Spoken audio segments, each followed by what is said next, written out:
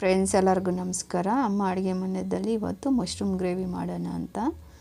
ಅದಕ್ಕೆ ಬೇಕಾಗಿರೋ ಪದಾರ್ಥಗಳು: ಮಶ್ರೂಮು, ಸ್ವಲ್ಪ ಕೊತ್ತಂಬರಿ, ಒಂದು ಟೊಮಾಟೊ, ಒಂದು ಈರುಳ್ಳಿ, ಸ್ವಲ್ಪ ಸಾಂಬಾರು ಪುಡಿ, ಮತ್ತು ಬಂದುಬಿಟ್ಟು ಸ್ವಲ್ಪ ಶುಂಠಿ ಬೆಳ್ಳುಳ್ಳಿ ಪೇಸ್ಟ್, 1 ಸ್ಪೂನ್ ಅಷ್ಟು. ನಾವಿವಾಗ ಇದನ್ನೆಲ್ಲ ಕಟ್ ಮಾಡಿ ನಾನಿವಾಗ ಒಂದು ಸಲ ತೊಳೆದಿಟ್ಕೊಂಡಿದ್ದೀನಿ ಮಶ್ರೂಮ್ನ. ಮತ್ತು ಇದನ್ನು ಎರಡೆರಡು ಪೀಸ್ ಮಾಡ್ಕೊಳ್ಳೋಣ. ದೊಡ್ಡದಿದೆ ಅಲ್ವ, 2 ಪೀಸ್ ಮಾಡ್ಕೊಂಡು ತೊಳೆದು ಒಗ್ಗರಣೆ ಮಾಡುವಾಗ ನಾನಿವಾಗ ಮತ್ತೆ ತೋರಿಸ್ತೀನಿ ಮಾಡೋ ವಿಧಾನ ನೋಡೋಣ. ಇದು ಕಟ್ ಮಾಡಿಕೊಂಡು ಬಾಣಲಿ ಇಟ್ಕೊಂಡಿದ್ದೀವಿ.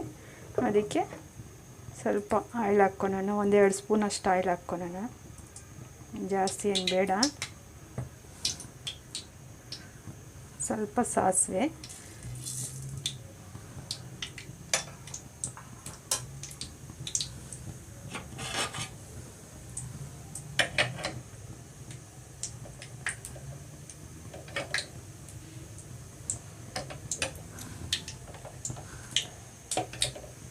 ಆದಮೇಲೆ ಸ್ವಲ್ಪ ಈರುಳ್ಳಿ, ಸ್ವಲ್ಪ ಕರಿಬೇವು ಸಣ್ಣ ಸಣ್ಣ ಕಟ್ ಮಾಡಿರ್ತೀನಿ.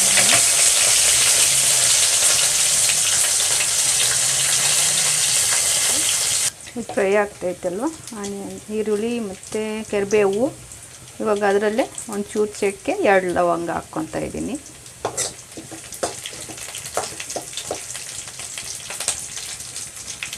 ಒಂದು ಪಲಾವ್ ಎಲೆ, ಚಿಕ್ಕದೊಂದು ಪಲಾವ್ ಎಲೆ,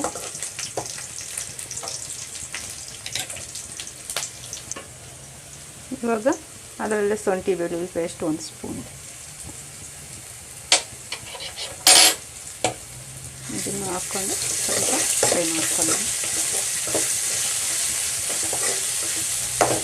ಈ ಥರ ಫ್ರೈ ಆಯ್ತಲ್ವ, ಇಷ್ಟು ಮಾತ್ರ ಶುಂಠಿ ಬೆಳ್ಳುಳ್ಳಿ ಪೇಸ್ಟು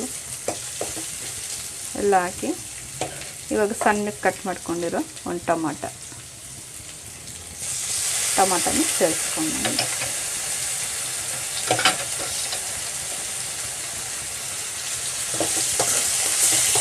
ಚೆನ್ನಾಗಿ ಫ್ರೈ ಆಗಲಿ. ಇವಾಗ ನಾವು ಮಶ್ರೂಮ್ನ ಕಟ್ ಮಾಡಿ ನೀಟಾಗಿ ತೊಳೆದು ಕಟ್ ಮಾಡಿ ಇಟ್ಕೊಂಡಿದ್ದೀವಲ್ವ, ಇದು ಫ್ರೈ ಆದಮೇಲೆ ಇದಕ್ಕೆ ಸೇರಿಸ್ಕೊಳ್ಳೋಣ.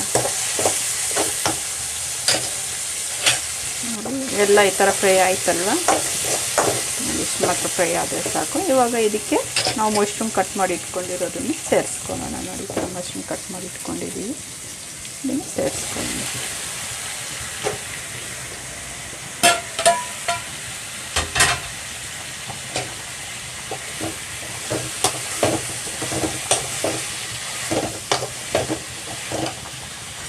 ಇವಾಗ ಈ ಥರ ಫ್ರೈ ಆಗ್ತೈತೆ ನೋಡಿ. ಇವಾಗ ಇದಕ್ಕೆ ಉಪ್ಪು, ಅರಿಶಿನ ಸೇರಿಸ್ಕೊಳ್ಳೋಣ. ಸ್ವಲ್ಪ ಅರಿಶಿನ, ಉಪ್ಪು ನಮಗೆ ಎಷ್ಟು ಬೇಕೋ ಅಷ್ಟು ಉಪ್ಪು,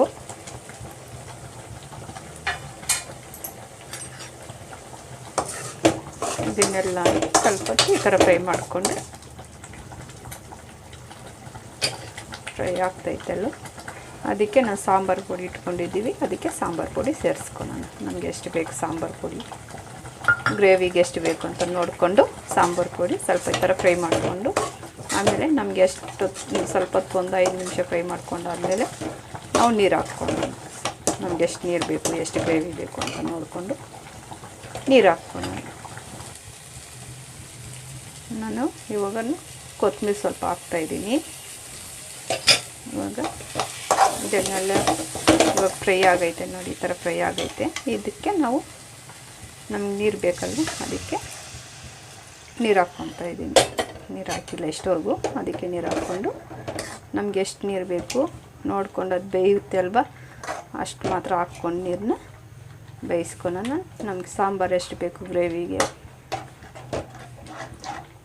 ಅಂತ ನೋಡಿಕೊಂಡು ಈ ಥರ ಹಾಕ್ಕೊಂಡು 1-5 ನಿಮಿಷದಲ್ಲಿ ಮಶ್ರೂಮ್ ಗ್ರೇವಿ ರೆಡಿ.